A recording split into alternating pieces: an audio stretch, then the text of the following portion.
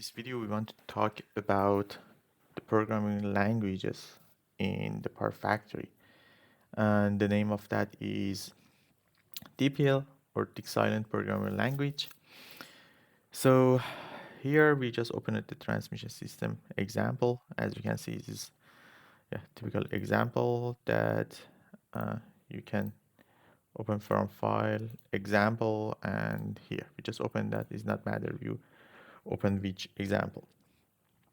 So the programming language of the DIgSILENT PowerFactory is completely different with MATLAB and other languages. So if you want to learn that, if you come to help, here scripting references, and here you can see the DPL. So if you open the DPL, so you can see there is a 892 pages DPL function references. You can see all of the functions, and if you go for any functions for each of them, there is one example in PowerFactory. So for example, we can start with this one.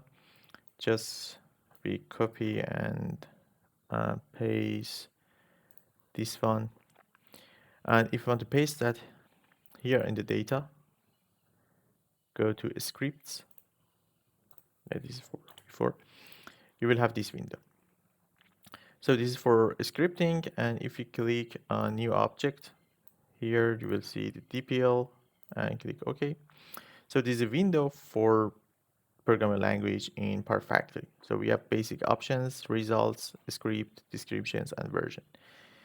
Here you can define the inputs and outputs, and if you go on the results, you can also define results, and in script you can write your script. So all of them also can be defined here.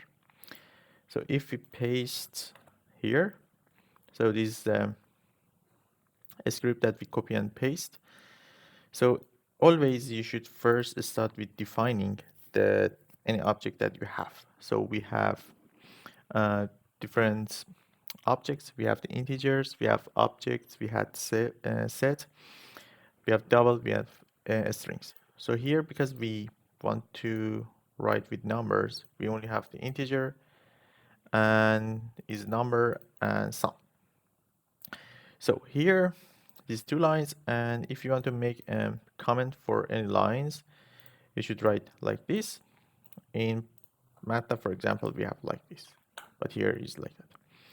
And here we say while is 1, so it will infinite loop. And the input is a number, enter a number, please 0 to stop. And if the number is 0, then we have the summation and exit. And this is a function that we have. It's a very simple function. If you click on check, here you can see the code is checked and there is no error. So it's fine. So for example, if I remove this one and check, you can see here's an error. I say in the line 11, we have the error. If you click here, you can see here. Yeah, check, there is no error.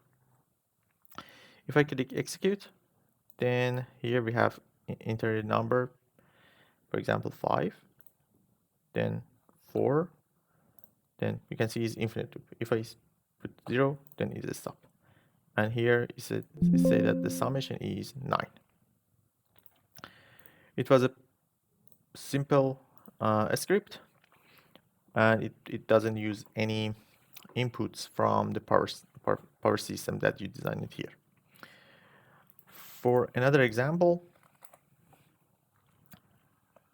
this is another example to check the length of the lines in the power system that you have. And because, for example, here in this power system, you can see we have a lot of lines, and it's really hard to check them. For example, if you need to see, okay, if you have how many lines is more than 50 kilometer, then here we can change the length to 50. And we put 50 here. And here we have one set. S is a set of everything. So, and we define it like that. So S is equal to all relevant LM LNE. So what is this? So it takes all of the object in the PowerFactory with this type. And how you can find this type? If you back to the PowerFactory, if you double click on any objects, for example, this one, in the top, you can see there's a type. LM site is a site. If you double click line, is LMLNE. So if you want to define, for example, bus bars, then here we have ELM term. And for any numbers anywhere in PowerFactory, we have also um, uh, attribute. For example, the length of the line, the attribute is D line. The parallel lines is LNL_num. So if we back to our script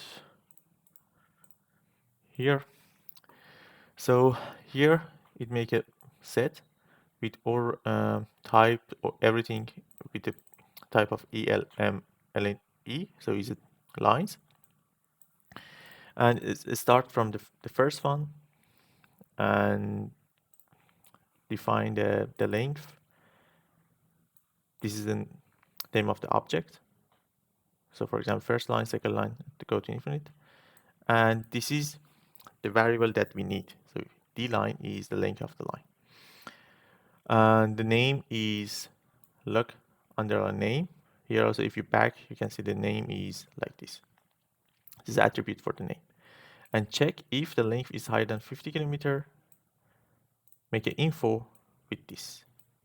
If the length is less than 50, make an error with this. And if the length is equal to 50, make a warn with this. If I click and check, here is checking, there is no error. Click on execute. Then you can see here, yeah, it checked that this line is greater than 50, more than 50. And you can see we have three different information. So this one is info, this is warned, and this is error. And if this is equal, this is 50, 50, and these 4 lines is less than 50 kilometers.